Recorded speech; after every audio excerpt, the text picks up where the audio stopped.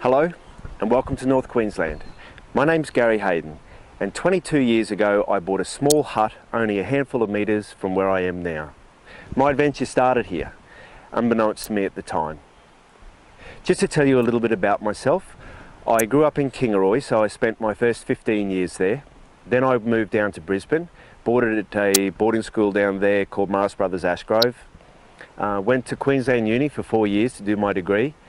Worked in an all-boys school in Brisbane, which I really enjoyed, and then I bought this holiday home up here, and I was fishing not far from where I sit at the moment behind us, and the boss heard that I was up here, gave me a ring while I was fishing and said, "Are you interested in a job?" And at the time I really couldn't think of a reason why not.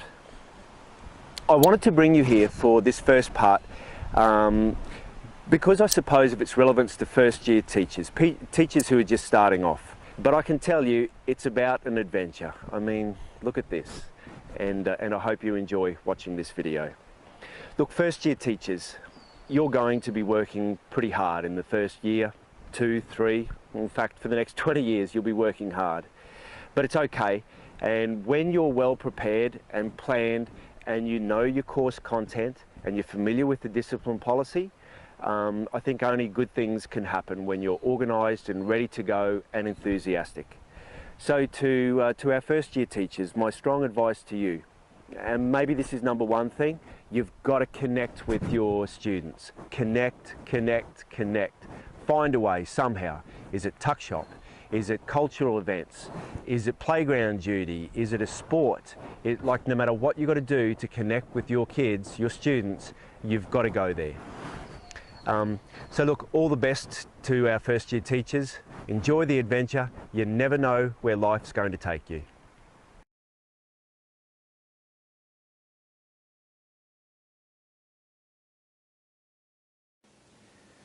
Hello again, I'm back in my classroom and I love teaching in this room. I'm a science teacher. I teach year 7, 8, 9, 10 science and 11 biology. And as I said, I'm in this room for most of my time here.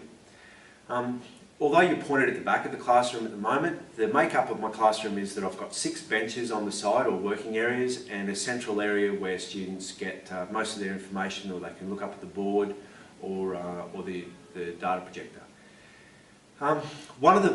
Without a doubt, the hardest thing in class is making sure you cater to a huge range of diverse needs.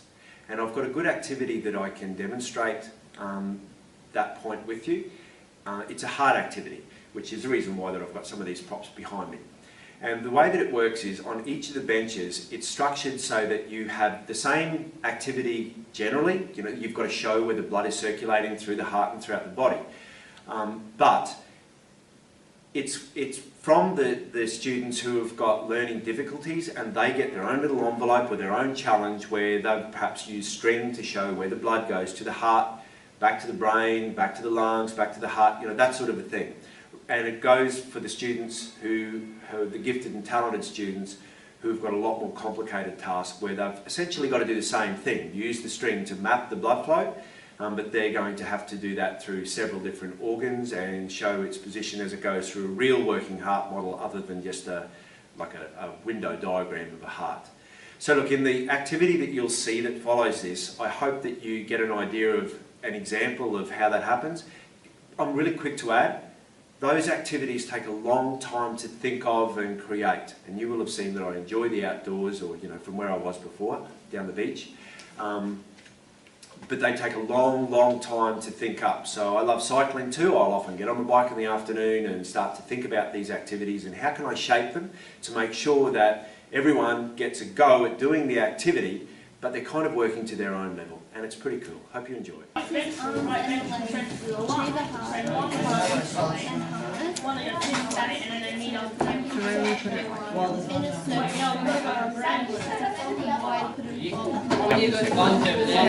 So, it's ready to go to the arm, yeah? Okay, so there it is. Now it's gone to the arm. You'll get another piece of string. Now, it's used all the oxygen up, so what's the blood got to do? Perfect. 2. The right atrium. Yeah, and then what? And then come up to go down to the right ventricle, Yeah. and then come up to the right arm. So straight there. No, to the artery. Oh, now you're looking close. And then Stick back with to it. the right. You're just about there. Right atrium comes out through the right ventricle, comes around, goes over to the lungs. Good job.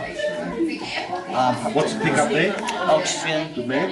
then comes back around to the heart, comes in from the left atrium, and then comes out through the right ventricle, going through the body,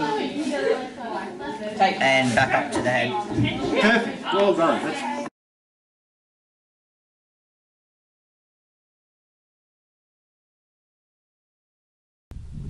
If I could change one thing about teaching and wave my magic tongs, it would be more of an attitudinal one. I would like for teachers to feel comfortable in watching each other teach. Let me be really clear about this. I would like to see quality teaching, and I would like other teachers and teachers at uni or student teachers, undergraduates, to be able to be a part of and to see good teaching. If you look behind you, you can see Cane, and I represent areas of rural and regional Australia. Some people would feel isolated teaching where I teach, but we live in such a different environment than what we did 20 years ago when I started up here. We've now got technology that can connect us, and that connection, whether it be student-teacher or teacher-teacher or uni student to teacher, is so important. It is something that I really am passionate about. I would love to create a platform where we can share those ideas that are hard fought to develop. Those same ideas that when I get on a bike and a couple of 100 k's later I come up with this thing. I want to be able to share that with people. I want other teachers to be able to share that. And what you're going to read, I hope will also give you that same sense of this is what I would like to be able to create.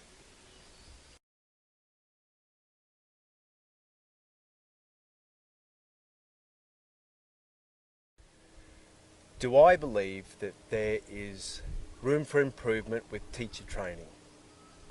That's a hard one for me to answer because I'm not really familiar with all of the different universities and what they offer for teachers. So the only parts of this area that I can speak about are those students who come to us as student teachers who come from universities. And a red alarm moment for me is when I ask our beginning teachers what they think of their readiness for a classroom, and invariably they think that there are gaps, and that's a problem because they believe that there are gaps in their learning, that there seems to have developed a disconnect between what happens at university and what happens in the classroom. I wear a lot of hats at Gilroy, the school that I'm at. One of them is that I'm a mentor for beginning teachers. Another is that I'm a trained coach for existing teachers. And the other one is that I'm a leading teacher.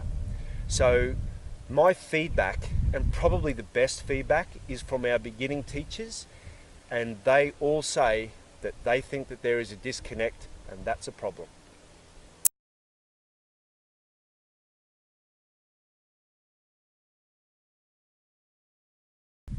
So the big question, how can we improve quality teacher training? How can we bridge the gap between uni and what happens in a classroom? All of the beginning teachers that I've had come through, they say that they want more hands-on learning experience. Look, I'm almost out of time with my video, so you'll have to read about how I'm going to do that in my writing.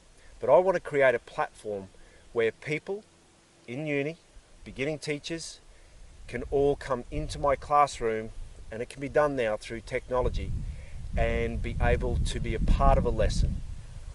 I need one person to believe in me, and I know that's going to happen. I need one person who is at uni, in a tute, somewhere in this wonderful country, and it doesn't matter where I am. This is a beautiful part of the world, and there are so many other places out there, like me, that's quite remote, but I know that we can do it by simply giving people access to coming to the class. I hope you enjoy reading what I've got to say. And for now, this is bye from magnificent North Queensland.